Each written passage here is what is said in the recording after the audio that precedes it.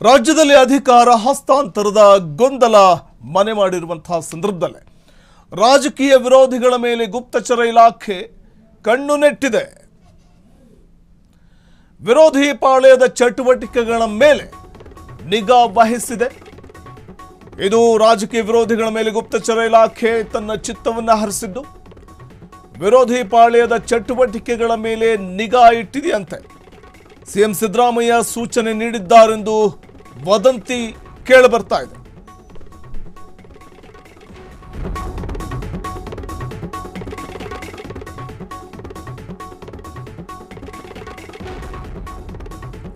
CM Siddaramaiah ಅಧೀನದಲ್ಲಿರುವ ಗುಪ್ತಚರ ಇಲಾಖೆ, ಯಾಕಂದ್ರೆ ಸಿದ್ದರಾಮಯ್ಯನವರೇ ಗುಪ್ತಚರ ಇಲಾಖೆಯನ್ನು ನಿಭಾಯಿಸ್ತಾ ಇರುವಂಥದ್ದು ಆ ಖಾತೆಯನ್ನ. ಹಾಗಾಗಿ ರಾಜಕೀಯ ವಿರೋಧಿಗಳ ಚಲನವಲನದ ಮೇಲೆ ಕಟ್ಟೆಚ್ಚರ ವಹಿಸಿದ್ದಾರೆ ಅನ್ನುವಂಥ ಮಾಹಿತಿ ಇದೆ. ರಾಜಕೀಯ ದಾಳಕ್ಕೆ ಪ್ರತಿತಂತ್ರ ರೂಪಿಸೋದಕ್ಕೆ ಸಿದ್ದರಾಮಯ್ಯ ಬಣ ಸಜ್ಜಾಗಿದೆ ಅಂತ ಹೇಳಲಾಗ್ತಿದ್ದು, ಶಾಸಕ ಬಾಲಕೃಷ್ಣ ಬರ್ತ್ಡೇ ಹೆಸರಲ್ಲಿ ನಡೆದಂತಹ ಶಾಸಕರ ಸಭೆ ಏನಿದೆ, ಡಿಕೆಶಿ ಆಪ್ತ ಶಾಸಕರ ಮುಂದಿನ ನಡೆ ಬಗ್ಗೆ ಕೂಡ ಕುತೂಹಲ ಇರುವ ಸಂದರ್ಭದಲ್ಲೇ ಹೆಚ್ಚಿನ ನಿಗಾ ವಹಿಸಲಾಗಿದೆ. ದೆಹಲಿ ಪ್ರವಾಸವನ್ನು ಕೈಗೊಳ್ತಾರಾ ಡಿಸಿಎಂ ಬಣದ ಶಾಸಕರುಗಳು? ರಾಜ್ಯದಲ್ಲಿ ಅಧಿಕಾರ ಹಸ್ತಾಂತರದ ಗೊಂದಲ ಇರುವಂತಹ ಸಂದರ್ಭದಲ್ಲೇ ರಾಜಕೀಯ ವಿರೋಧಿಗಳ ಮೇಲೆ ಗುಪ್ತಚರ ಇಲಾಖೆ, ರಾಜ್ಯ ಗುಪ್ತಚರ ಇಲಾಖೆ ತನ್ನ ಕಣ್ಣು ನೆಟ್ಟಿದೆ ಅನ್ನುವಂಥ ಮಾಹಿತಿ ಇದೆ.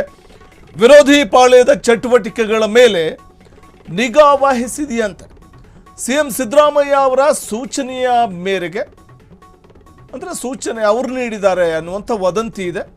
ಡಿಕೆಶಿ ಬಣದ ಎಲ್ಲ ಬೆಂಬಲಿಗರ ಚಟುವಟಿಕೆಯ ಮೇಲೆ ನಿಗಾ ಇಟ್ಟಿದೆ ಗುಪ್ತಚರ ಇಲಾಖೆ. ಸುದ್ದಿಗೋಷ್ಠಿ ಹೇಳಿಕೆಗಳ ಬಗ್ಗೆ ಗುಪ್ತಚರ ಇಲಾಖೆ ಮಾಹಿತಿ ಸಂಗ್ರಹಿಸ್ತಾ ಇದೆ ಅನ್ನುವಂಥ ಒಂದಷ್ಟು ಅಪ್ಡೇಟ್ಸ್, ಡೀಟೇಲ್ಸ್ ಲಭ್ಯವಾಗ್ತಾ ಇದೆ. ಅಧಿಕೃತವಾಗಿ ಯಾವುದೇ ಹೇಳಿಕೆಯನ್ನು ಸಿಎಂ ಬಣ ನೀಡ್ತಾ ಇಲ್ಲ, ಆದರೆ ರಾಜಕೀಯ ವಿರೋಧಿಗಳ ಚಲನವಲನದ ಮೇಲೆ ಕಟ್ಟೆಚ್ಚರ ವಹಿಸಿದೆ ಗುಪ್ತಚರ ಇಲಾಖೆ ಅನ್ನುವಂಥ ಮಾಹಿತಿ ಇದೆ.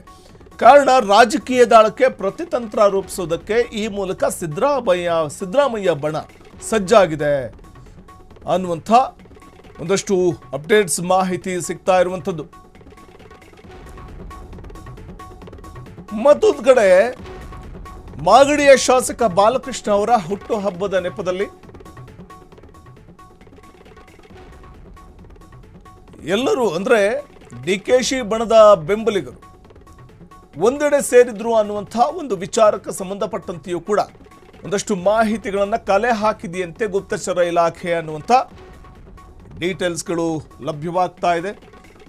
ಇದಕ್ಕೆ ಸಿಎಂ ಸೂಚನೆಯನ್ನು ಕೊಟ್ಟಿದ್ದಾರೆ ಅನ್ನುವಂಥ ಮಾಹಿತಿ ಇದೆ. ಡಿಕೆಶಿ ಬಣದ ಎಲ್ಲ ಬೆಂಬಲಿಗರ ಚಟುವಟಿಕೆ ಮೇಲೆ ನಿಗಾ ವಹಿಸಿ ಅಂತ ಅವ್ರು ಹೇಳಿದ್ದಾರೆ ಅನ್ನುವಂಥ ಮಾಹಿತಿ ಇದೆ. ಸುದ್ದಿಗೋಷ್ಠಿಗಳಿರಬಹುದು ಅಥವಾ ಡಿಕೆಶಿ ಬಣದ ನಾಯಕರುಗಳು ಅಥವಾ ಶಾಸಕರುಗಳು ಕೊಡುವಂತಹ ಹೇಳಿಕೆಗಳ ಬಗ್ಗೆ ನಿಗಾ ವಹಿಸುವಂತೆ ಸೂಚಿಸಿದ್ದಾರೆ ಅಂತ ಹೇಳಲಾಗ್ತಿದೆ. ಆದರೆ ಅಧಿಕೃತವಾಗಿ ಯಾವುದೇ ಹೇಳಿಕೆಯನ್ನು ಸಿಎಂ ಬಣ ಕೊಡ್ತಾ ಇಲ್ಲ. ಅಧಿಕಾರದ ಹಸ್ತಾಂತರದ ಗೊಂದಲ ಮುಂದುವರೆದಿರುವಂತಹ ಸಂದರ್ಭದಲ್ಲೇ ಸಿದ್ದರಾಮಯ್ಯನವರು ಇದು ಹೆಂಗಿದೆ ಅಂತಂದರೆ, ಡಿಕೆಶಿ ಮತ್ತು ಸಿದ್ದರಾಮಯ್ಯ ನಡುವಣ ಅಧಿಕಾರ ಹಸ್ತಾಂತರದ ಪ್ರಕ್ರಿಯೆ, ಇದಕ್ಕೆ ಸಂಬಂಧಪಟ್ಟಂತೆ ಒಡಂಬಡಿಕೆ ಆಗಿದೆಯಾ ಗೊತ್ತಿಲ್ಲ, ಅವರಿಬ್ಬರಿಗೆ ಗೊತ್ತು ಏನು ನಡೆದಿದೆ, ಏನಾಗಿದೆ ಒಡಂಬಡಿಕೆ ಅನ್ನುವಂಥದ್ದು. ಆದರೆ ಸಿಎಂ ಗದ್ದುಗೆಯ ವಿಚಾರದಲ್ಲಿ ನಾ ಕೊಡೆ ನೀ ಬಿಡೆ ಅಥವಾ ನೀ ಕೊಡೆ ನಾ ಬಿಡೆ ಅನ್ನುವಂಥ ಒಂದು ಪರಿಸ್ಥಿತಿ ಇರೋದಂತೂ ನಿಜ.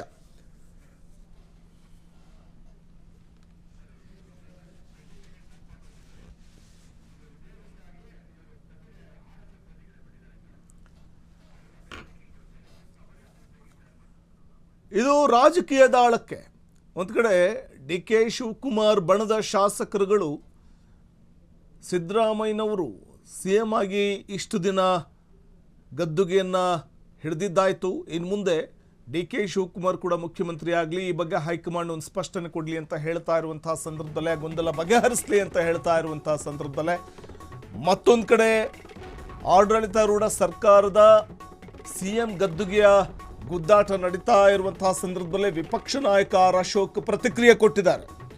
ಡಿಕೆಶಿ ಸಭೆಗಳ ಮೇಲೆ ನಿಗಾ ಇಡಲು ಒಬ್ಬ ಎಸ್ಪಿಯನ್ನ ನೇಮಕ ಮಾಡಲಾಗಿದೆ, ಇದು ಆದೇಶ ಇಲ್ಲದ SIT ಮಾಡಿರುವ ಹಾಗೆ ಅಂತ ಹೇಳಿದ್ದಾರೆ. ಇದೊಂದು ರೀತಿ ಕಣ್ಣಿಗೆ ಕಾಣದ SIT ಅಂದಿದ್ದಾರೆ ವಿರೋಧ ಪಕ್ಷದ ನಾಯಕ. ಡಿಕೆಶಿ ಕಡೆಯವರು ಎಲ್ಲೋ ಹೋಗ್ತಾರೆ, ಏನೇನು ಮಾಡ್ತಾರೆ ಪತ್ತೆ ಮಾಡೋದೇ ಇವ್ರ ಕೆಲಸ ಅಂದಿದ್ದಾರೆ. ಏನು ಹೇಳಿದ್ದಾರೆ ನೋಡೋಣ. ಡಿಸಿಎಂ ಪರವಾಗಿ ಇರುವಂತಹ ಶಾಸಕರನ್ನ ಗುಪ್ತಚರ ಇಲಾಖೆ ನೋಡ್ಕೊಳ್ಳೋದಕ್ಕೆ ಅದನ್ನು ಬಳಸ್ಕೊಳ್ತಿದ್ದಾರೆ ಅನ್ನೋ ಆರೋಪವನ್ನು ಮಾಡಿ ಈಗಾಗಲೇ ಯಾರ್ಯಾರು ಡಿ ಕೆ ಶಿವಕುಮಾರ್ ಪರವಾಗಿದ್ದಾರೆ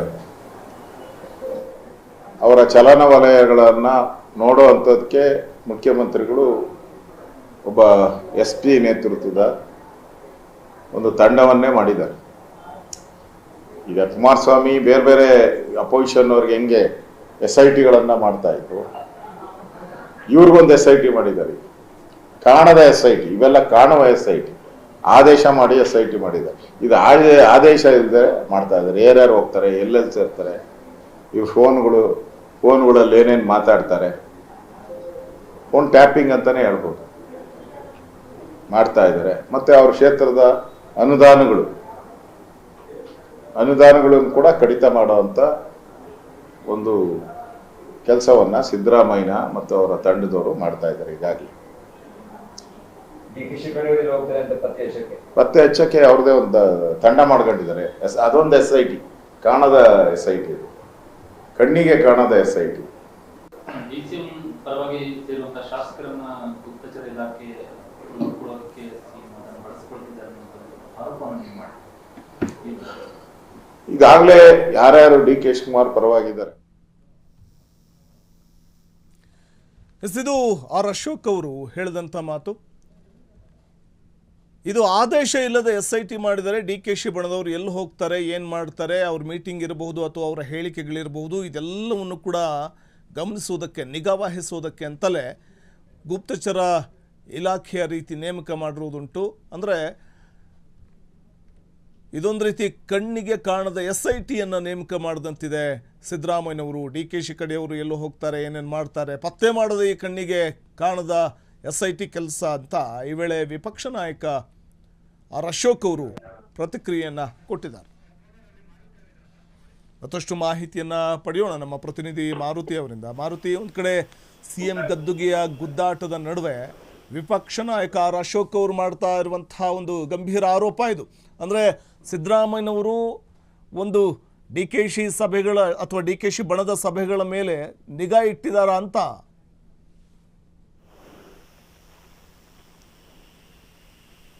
ಮಾರುತಿ, ನನ್ನ ಧ್ವನಿ ಕೇಳಿಸ್ತಾ ಇದ್ರೆ ಆರ್ ಅಶೋಕ್ ಅವರು ಹೇಳ್ತಾ ಇರುವಂಥ ಮಾತಿನಲ್ಲಿ ಅಥವಾ ಅವ್ರು ಮಾಡ್ತಾ ಇರುವಂಥ ಆರೋಪದಲ್ಲಿ ಏನಾದರೂ ಹುರುಳಿದೆಯಾ? ನಿಗಾ ಇಟ್ಟಿದಾರಾ ಅಂತ DKಶಿ ಬಣದ ನಡೆಯ ಕುರಿತಾಗಿ ಸಿದ್ದರಾಮಯ್ಯನವರು?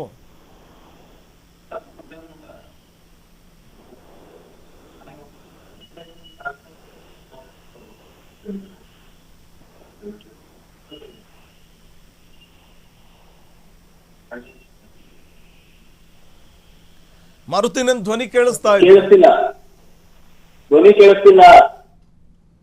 ಮಾರುತಿ, ನನ್ನ ಧ್ವನಿ ಕೇಳಿಸ್ತಾ ಇದ್ರೆ ಆರ್ ಅಶೋಕ್ ಅವರು ಮಾಡ್ತಾ ಇರುವಂತ ಆರೋಪದಲ್ಲಿ ಹುರುಳಿದೆಯಾ?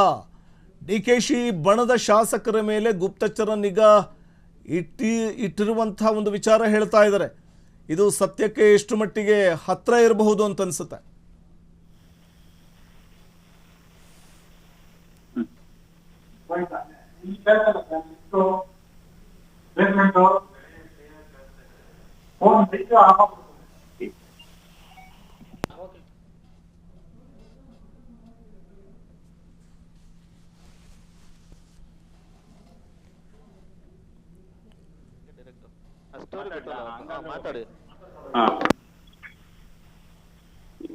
ಎಸ್ ವಸಂತ್, ಏನು ಕಾಂಗ್ರೆಸ್ ನಲ್ಲಿ ಕುರ್ಚಿ ಕಿತ್ತಾಟ ದಿನೇ ದಿನೇ ಹೆಚ್ಚಾಗ್ತಿರೋಂಥದ್ದು. ಒಂದ್ ರೀತಿಯಾದಲ್ಲಿ ಏನು ಅಧಿಕಾರ ಪಡೆಯುವ ನಿಟ್ಟಿನಲ್ಲಿ ಕಾಂಗ್ರೆಸ್ ಅಲ್ಲಿ ಒಂದ್ ರೀತಿಯಾದ ದೊಡ್ಡ ಮಟ್ಟದ ಜಟಾಪಟಿನೇ ನಡೀತಿರೋದು. ಯಾಕಂದ್ರೆ ಈಗಾಗಲೇ ಕಾಂಗ್ರೆಸ್ ನಲ್ಲಿ 2 ಟೀಮ್ಗಳಾಗಿ ವಿಂಗಡಣೆ ಆಗಿರುವಂತದ್ದು ಮೇಲ್ನೋಟಿಗೆ ಕಂಡು ಬರುತ್ತದೆ. ಒಂದ್ ಕಡೆ ಸಿದ್ದರಾಮಯ್ಯ ಸಪೋರ್ಟ್ ಮಾಡುವಂತಹ ಶಾಸಕರು, ಸಚಿವರು, ಇನ್ನೊಂದ್ ಕಡೆ DKಶಿ ಅವರ ಪರ ಸಪೋರ್ಟ್ ಮಾಡುವಂತಹ ಮತ್ತೆ ಅವರ ಪರ ಬ್ಯಾಟ್ ಬೀಸುವಂತಹ ಕೆಲ ಶಾಸಕರು ಮತ್ತೆ ಸಚಿವರು ಒಂದು ಟೀಮ್ ಇರುವಂತದ್ದು. ಇದರಿಂದಾಗಿ ಒಂದ್ ರೀತಿಯಾದಲ್ಲಿ ಈ ಬಾರಿ ಅಧಿಕಾರವನ್ನು ಪಡೆದೇ ತೀರ್ಬೇಕು ಅಂತ DKಶಿ ಅವರ ಟೀಮ್ ಮತ್ತು DKಶಿ ಸತತ ಪ್ರಯತ್ನಗಳನ್ನ ಮಾಡ್ತಾ ಇರುವಂತದ್ದು. ಗೊತ್ತಿಲ್ಲದೆ ಒಂದೊಂದು ಹುಟ್ಟುಹಬ್ಬದ ಹೆಸರಿನಲ್ಲಿ ಅಂದ್ರೆ HD ಬಾಲಕೃಷ್ಣ ಅವರ ಹುಟ್ಟುಹಬ್ಬದ ಹೆಸರಿನಲ್ಲಿ ಇತ್ತೀಚೆಗಷ್ಟೇ ಒಂದು ಮೀಟಿಂಗ್ ಅನ್ನ ಮಾಡಿದ್ರು. ಅದರಲ್ಲಿ ಸುಮಾರು 40 ಶಾಸಕರು ಕೂಡ ಸೇರಿ ಅಧಿಕಾರ ಪಡೆಯುವ ನಿಟ್ಟಿನಲ್ಲಿ ಮತ್ತು ಹೈಕಮಾಂಡ್ ಭೇಟಿಯಾಗುವ ಬಗ್ಗೆ ಸಾಕಷ್ಟು ಮಾಹಿತಿ ಅಂದ್ರೆ ಚರ್ಚೆಗಳು ಓಕೆ, ಧನ್ಯವಾದ ಮಾರುತಿ ತಮ್ಮ ಮಾಹಿತಿಗಾಗಿ. ಕ್ಷಣ ಕ್ಷಣದ ಸುದ್ದಿಗಳಿಗಾಗಿ ಫ್ರೀಡಂ ಟಿವಿ ಸಬ್ಸ್ಕ್ರೈಬ್ ಮಾಡಿ, ಲೈಕ್ ಮಾಡಿ ಹಾಗೂ ಫಾಲೋ ಮಾಡಿ. ಹೊಸ ಸುದ್ದಿಗಳ ನೋಟಿಫಿಕೇಶನ್ಗಾಗಿ ಬೆಲ್ ಐಕಾನ್ ಮೇಲೆ ಕ್ಲಿಕ್ ಮಾಡಿ.